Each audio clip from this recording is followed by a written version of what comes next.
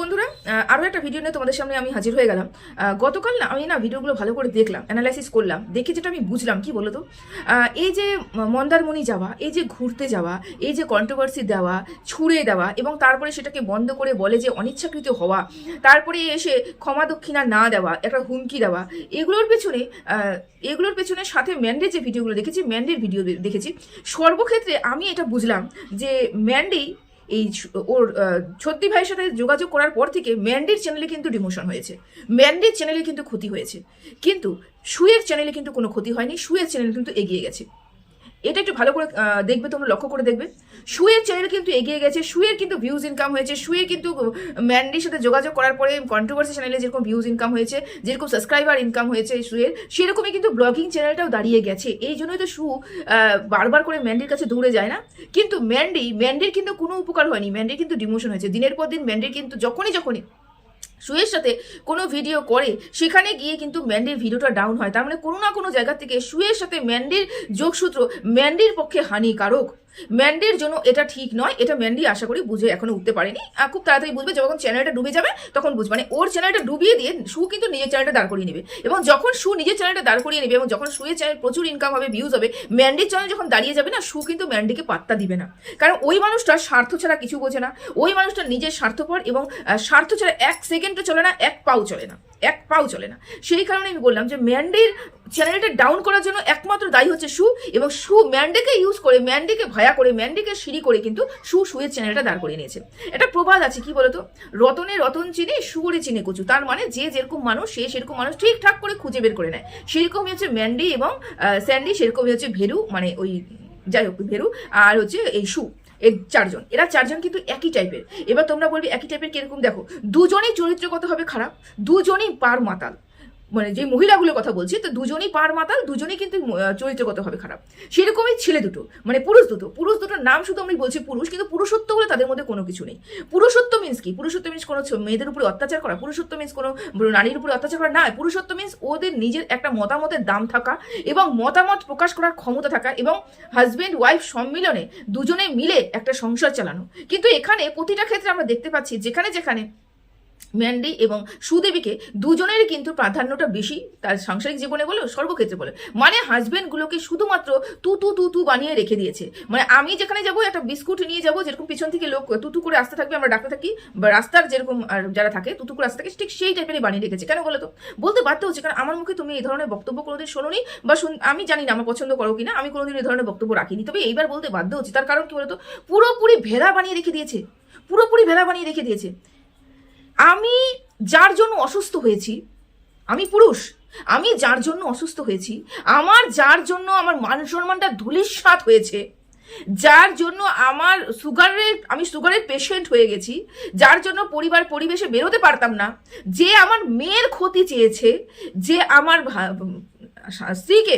স্ত্রী ভুল করেছে, যে আমার স্ত্রীকে করেছে, মানে কি বলবো, ওই একটা সিচুয়েশনের মধ্যে আমার স্ত্রীকে আমার কাছে ফিরিয়ে নিয়ে আসা না করে আমার থেকে কিভাবে আমার স্ত্রীকে দূরে সরাবে, আমার স্ত্রীকে কিভাবে আলাদা করবে, আমার স্ত্রীকে ডাইভোর্স কিভাবে দিতে হবে, আমাকে কিভাবে ছেড়ে চলে যাবে এবং অন্য পুরুষের কাছে কিভাবে যাবে, সমস্ত রাস্তা যে পরিষ্কার করেছে, ইভেন আমার বাবা মাকে, আমার বোন এবং বোন জামাইকে যে এক বিন্দু মাত্র ছাড়েনি, এবং আমার শাশুড়ি মাকে যে রাখেল বলে ডাকতো, সেই মানুষটার সাথে আমি ঘুরতে যাব, সেই মানুষটার সাথে আমি সময় কাটাবো, সেই মানুষটার সাথে আমি রিলস করব, সেই মানুষটাকে ঘরে এনে ডেকে আমি পাঁঠার মাংস খাওয়াবো, এইরকম মানুষ আমি সত্যি বলি এই পৃথিবীতে আমি আর কাউকে দেখিনি। তার মানে আমি পুরুষ নই, তার মানে কি, তার মানে আমি ভেড়া, তার মানে আমি রাস্তা তু আমার ওয়াইফ আমাকে তু করে ডাকে এবং আমি তু করে তার পেছন দৌড়ে। কারণ কি? কারণ একটাই, পুরুষ মানুষের টাকা না থাকলে পরে পুরুষ মানুষের কোনো দাম থাকে না।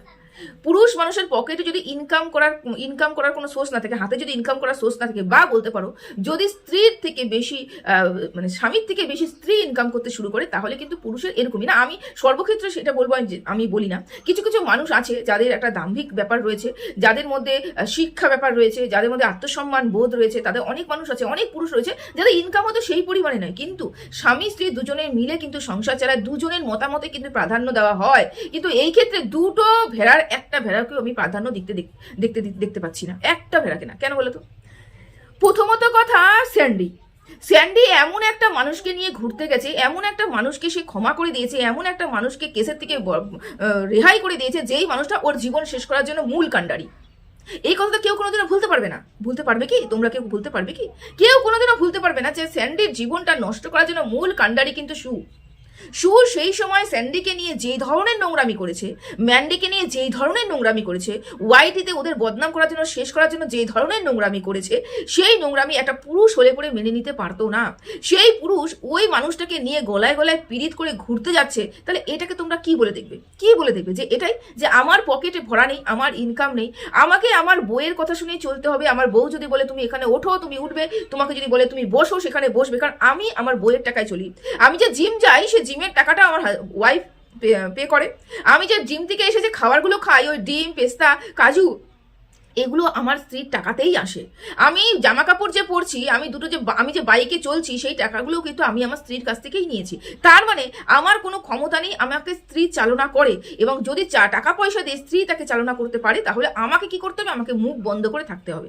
আমার মুখের কোনো দাম থাকবে না। আমি যখনই মুখ খুলবো তখনই প্রশ্ন উঠবে, তুই কি করেছিস আমার জন্য?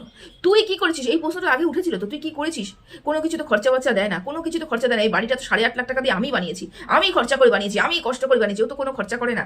আমি ওকে ব্যবসা করার জন্য টাকা দিয়েছি, আমি ওকে বাইক কেনার জন্য টাকা দিয়েছি, ও কোনো কিছু করে না, কোনো ইনকাম করার চেষ্টাও করে না, কিচ্ছু করে না। তাহলে সেই পুরুষ মানুষকে তোমরা আর প্লিজ এর পরের দিন থেকে কেউ পুরুষ বলো না, কেন ও পুরুষ নয়। ও পুরুষ নয়। যদি সত্যি সত্যি সে পুরুষ হতো, আমি বলছি না যে প্রত্যেকটা ক্ষেত্রে বিশাল ইনকাম করতে হবে, না, ইনকামের সাথে সাথে আত্মসম্মান বোধটা থাকতে হবে, কিন্তু এর আত্মসম্মান বোধ নেই। সেম সেম হচ্ছে ওই পাশে আরেকজনের, হ্যাঁ অবশ্যই আরেকজনের, যেন সুদেবীর হাজবেন্ডের। বাপরে বাপ, বউ টাকা ইনকাম করছে, কারণ বউ টাকা ইনকাম করছে এবং বউয়ের টাকা আছে, এবং বউ আমাকে পোষা বানিয়ে রেখে দিয়েছে, কারণ আমার মতামতের কোনো দাম নেই। ওই হাজবেন্ডের যদি ইচ্ছাকৃতভাবে পম টেপাটা না, মানে ইচ্ছা থাকতো না, মাম টেপার যদি ইচ্ছা নাও থাকতো, তাহলে ওয়াইফ বলেছে তোমাকে টিপতে হবে, কারণ আমি কন্ট্রোভার্সি দেবো, তোমাকে টিপতে হবে, আমাকে কন্ট্রোভার্সি দিতে হবে, এবং আমি কন্ট্রোভার্সি দেবো, এবং এটা করে আমি ভিউজ ইনকাম করব। বুঝতে পেরেছো? এই জন্য মানে অনিচ্ছাকৃতভাবে অনেক কাজই হচ্ছে এখানটায়, কিন্তু বলার ক্ষমতা কারণ নেই। দুজনকেই পোষ্য বানিয়ে রেখে দিয়েছে দুই ওয়াইফ। সেই জন্য বললাম, রতনে রতন চিনে, সুরে চিনে কচু। দুজন ওয়াইফই শুধুমাত্র টাকার জন্য পুরোপুরি সোশ্যাল মিডিয়াতে নিজের মান সম্মান সবকিছু বিলিয়ে দিয়েছে, শুধুমাত্র টাকা ইনকাম করার জন্য। দাঁড়া, আমি রান্না বসিয়েছি, আমার পোড়া গন্ধ বেরোচ্ছে। বলো, তোমার বাড়ির পরিবারের পুরুষ মানুষ এই কাজটা করতে পারবে? আমার বাড়ির পরিবারের পুরুষ মানুষটা এই কাজটা করতে পারবে? পারবে? আমি যদি আমার বাড়ির পুরুষ মানুষকে বলি, মানে আমার হাজব্যান্ডকে বলি যে অমুক অমুক কাজ করতে হবে, ও তো মানে কি যে বলবে আমি জানি না। আমি তো ভয়েই বলি না, আমি কোনোদিন বলিই না। আমি জানি আমাকে কথা শুনতে হবে, আমি বলিই না যে আমার সাথে একটা রিলস করো। কোনোদিন দেখতে পেয়েছো আমার হাজব্যান্ডকে এসে রিলস করতে, কোনোদিন ক্যামেরা শেয়ার করতে? ভিডিও করি, ইভেন যদি আমি কোনোদিন ব্লগিং ভিডিও করি, আমি যদি ব্লগ করি, সেখানে মাঝে মাঝে ব্লগ ছাড়ি, সেখানেও আমার হাজব্যান্ডের মুখ তুমি দেখতে পাবে না। ও বলেছে আমাকে বাদ দিয়ে তুমি করো, আর তুমি করো, আমি তোমাকে না করছি, কিন্তু আমাকে বাদ দিয়ে করবে, আমাকে নেবে না। এবং তার মতামতের এবং তার সিদ্ধান্তের আমি সম্মান করি, সেই কারণে আমি কিন্তু তাকে আমি নিই না। ও যদি স্বইচ্ছায় আমার কাছে রিলস দেয়, আমার সাথে তার কোনো ফটো দেখতে পারবে না, কেন বলেছি সোশ্যাল মিডিয়াতে আমার ফটো আপলোড করবে না, পছন্দই করে না, পছন্দই করে না। আমি করি, তুমি ব্লগ করো, তুমি নিজের জন্য নিজে যা ইচ্ছে তাই করো, তুমি রিলস করো, হ্যাঁ অবশ্যই অবশ্যই, যা ইচ্ছে মিন্স কি, যা ইচ্ছে মিন্স এটা নয় যে ওদের মতো লাড়ে লাপ্পা করো, তা নয়। তোমার একটা মার্জিত সমাজে বাস করো, সেখানকার সব কিছু মেনে তুমি যতটুকু করতে পারবে তুমি ততটুকু ভাবে তোমার সীমা লঙ্ঘন করবে না, এটা দেখে তুমি করতে পারো। আমি তোমাকে বাধাপ্রাপ্ত করবো না, কিন্তু তোমার স্বাধীনতা রয়েছে। তার মানে এটা নয় যে তুমি সর্বক্ষেত্রে আমাকে টেনে নিয়ে আসবে, সর্বক্ষেত্রে আমার সাথে কোনো ফটোই নেই, আপলোড করাই নেই, ফটোই নেই। সেই কারণে বলছি যে তোমার বাড়ি এবং আমাদের বাড়ি হাজবেন্ড এগুলো করতে পারবে না, কারণ তাদের মেরুদণ্ড রয়েছে, তারা ইনকাম করে, ইনকাম কম করে বেশি করে ইনকাম করে, তাদের আত্মসম্মান বোঝেছে, এবং সব থেকে বড় হচ্ছে তাদের পারিবারিক একটা মান সম্মান রয়েছে। এরা কোনোদিনও প্রশ্রয় দিবে না তাদের ওয়াইফকে যে তোমরা এই ধরনের কাজগুলো করো। আমি যদি এই ধরনের কাজ করতাম, তাহলে ও অনেকদিন আগে আমার হাজবেন্ডের মধ্যে ডিভোর্স হয়েই যেত, সত্যি কথা। যদি আমি বাড়ি ছেড়ে গিয়ে সোশ্যাল মিডিয়াতে এসে বলতাম যে আমার হাজবেন্ড আমাকে ছি বলেছে, এবং আমার হাজবেন্ড আমাকে এই বলেছে, এবং মানে এই পক্ষ থেকে ওই পক্ষ থেকে ভিডিও আসে, যেমন ভেরু এই পাশ থেকে ভিডিও করছিল যে তুমি একবার আসো, শেরুকে নিয়ে একবার আসো, দেখিয়ে দিয়ে যাও, ওই পাশ থেকেও কথা হচ্ছিল আমাকে এই করো সেই করো, মানে দুই পক্ষ থেকে যখন কথা হচ্ছিল ভিডিও থ্রু এমনি ভিডিও থ্রু কথা হচ্ছিল, দুই পক্ষ বিক্রি করা হচ্ছিল, দুই পক্ষের পরিবারকে বিক্রি করছিল, এদিকেও যেরকম হাজবেন্ড ওয়াইফের কেচ্ছা কীর্তি সব কিছু বিক্রি করছিল। তারপরেও এরা 2-4 জন একসাথে মিলে যখন আনন্দ ফুর্তি করতে পারছে, তারপরে হচ্ছে মন্দারমণি গিয়ে নাচানাচি করতে পারছে, রিলস করতে পারছে, তার মানে ভেবে নিতে পারো যে এরা টাকার জন্য যতটা নিচে নামা যেতে পারে ততটা নিচে নামতে পারে। এদের না আত্মসম্মান বোধ রয়েছে, না মান সম্মান রয়েছে, না এরা পুরুষ, না এরা পুরুষত্বের মতন কোনো কাজ করে দেখিয়েছে, না দেখাতে পারবে। কি আছে এদের ব্লগিংয়ে? কি আছে? আমরা ব্লগ দেখবো যেখান থেকে আমরা শিক্ষামূলক কিছু পাবো।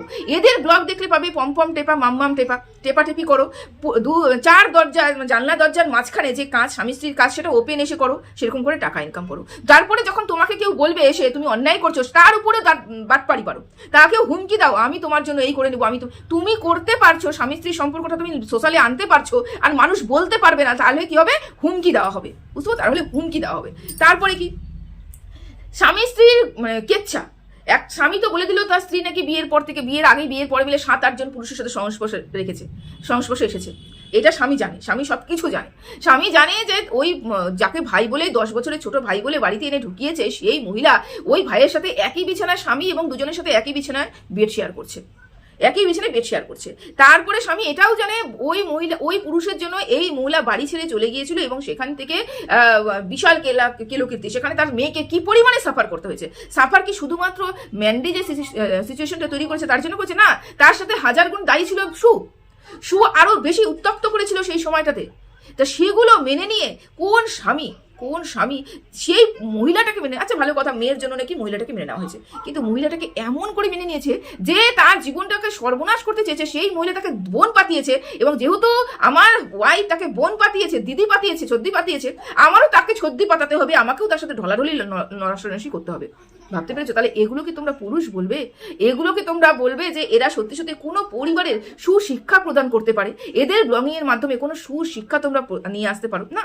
এদের মধ্যে এগুলোই শিখবে, যারা এদের ব্লগিং দেখবে এগুলোই শিখবে। এই পরক্রিয়া করো, এই নষ্টামি করো, এই 10টা-15টা ছেলের সাথে মানে সংস্পর্শে যাও, সহবাস করো, প্রেম করো, তারপরে স্বামী স্ত্রীর মধ্যে অশান্তি করো, দুজন স্বামী স্ত্রী এসে মাতাল হয়ে লাইভ করো, তারপরে মেয়ের জীবন কিভাবে সর্বনাশ করবে সেটা করো, ইভেন মা বাবাকে পর্যন্ত বিক্রি করো, মাকে আমি রাখেল বলে রেখে দিয়েছি, মাকে মা বলে ডেকেছি, করে ডেকেছিল, যাই হোক। তারপরে এদিক থেকে এই পম টেপাটেপি, স্বামী স্ত্রীর মধ্যে আবার ঝগড়া, আবার সেই অশান্তি, আবার এই কেলো কীর্তি, ওঝা কবিরাজ, জাদু মন্ত্র সবকিছু বিক্রি করে চ্যানেলটাকে দাঁড় করেছে। মানে এদের কাছে একটাই হচ্ছে, ভাড়মে যায় আমার দর্শক, ভাড়মে যায় বা দর্শকদের উপরে শিক্ষা দীক্ষা, কিচ্ছু দরকার নেই। একা চলো, একা বাঁচো, শ্বশুর শাশুড়িকে ভাত দেবে না, শ্বশুর শাশুড়িকে খেতে দেবে না, শ্বশুর শাশুড়িকে পাত্তা দেবে না, একমাত্র ছেলেটাকে বাইরে বের করে নিয়ে আসবে, বাইরে বের করে শুধু নিয়ে আসবে না, ছেলেকে ভেড়া বানাবে, ভেড়া তৈরি করবে, যাতে আমার মুখের উপরে কোনোদিন কোনো কথা না বলতে পারে। এরকম শিক্ষা দর্শকদের দিচ্ছে এরা, এরকমই শিক্ষা দর্শকদের দিচ্ছে, বুঝতে পেরেছো? এগুলো করে ওরা ব্লগিং করছে, এবং সেই ব্লগিংগুলো কিছু মানুষ বোকা হয়ে বসে বসে দেখছে এবং জীবনেও অ্যাপ্লাই করছে। ওদের মাধ্যমে যেগুলো শিক্ষা পাচ্ছে সেগুলো তাদের জীবনে অ্যাপ্লাই করছে। ওরা হতেই পারে, ওরা হয়তো কোনো প্রক্রিয়া করতে পারে কোনো মহিলা, এবং বলতে পারে ম্যান্ডি যদি করতে পারে, সু যদি করতে পারে, করেছে তো। সু তার ভাগনার সাথে সম্পর্ক লিপ্ত হয়েছে, বান্ধবী ছেলের সাথে সম্পর্ক লিপ্ত হয়েছে, ও 10 বছর না 6 বছরের একটা সম্পর্কে লিপ্ত, সবাই তো প্রক্রিয়া করছে। মানে এরা প্রক্রিয়া যদি করতে পারে, তাহলে আমরাও প্রক্রিয়া করতে পারি, কোনো ব্যাপারই না। সংসার এরা যদি এরকম করে করতে পারে, শ্বশুর শাশুড়িকে ভাত না দিয়ে যদি এত সুখে থাকতে পারে, আনন্দভূতি করতে পারে, তাহলে আমরা কেন শ্বশুর শাশুড়িকে ভাত দেবো? আমাদেরও দরকার নেই ভাত দেওয়ার। এইগুলো শিক্ষা তো শিক্ষণীয়, এগুলো শিক্ষা তো দিচ্ছে দর্শকদের তারা শিখছে। কি আছে এদের ব্লগিং এ? কিচ্ছু নেই, শুধু বরকে ভেড়া বানিয়ে রাখা, শ্বশুর শাশুড়িকে ভাত না দেওয়া, পরক্রিয়া করা, পরক্রিয়াকে প্রমোট করা, তারপরে যারা বলবে তাদের উপরে এসে হুমকি চুমকি করা। বাবা তোরা বলতে পারবি না, তোদের বলার ক্ষমতা নেই, আমরা যা দেখাবো তোদের দেখতে হবে, এরকম করা। এগুলোই আছে, কিচ্ছু নেই এদের ব্লগিং এ। ছোটখাটো হানিমুন করতে গেছে ওরা। হানিমুন আবার ছোটখাটো হয়, জানতাম না যে ছোটখাটো হানিমুনের মানেটা কি। মানে কি, আমরা তো জানি হানিমুন মানে স্বামী স্ত্রীর মধ্যে একটা সহবাস সম্পর্ক, তো ছোটখাটো সহবাস কিভাবে হয়? মানে সম্পূর্ণ হবে না, অল্প অল্প সহবাস হবে? জানি না বাবা, আমিও সহবাসে চিন্তা করতে পারি না। যাই হোক, মানে ছোটখাটো সহবাসের কথা ভাবলে পরেই ভাবতে ছোটখাটো সহবাসটা কি হবে বাবা। যাই হোক, সবাই ভালো থেকো, সুস্থ থেকো, এতটুকু রাখলাম। নেক্সট ভিডিও নিয়ে অবশ্যই আসবো। টাটা।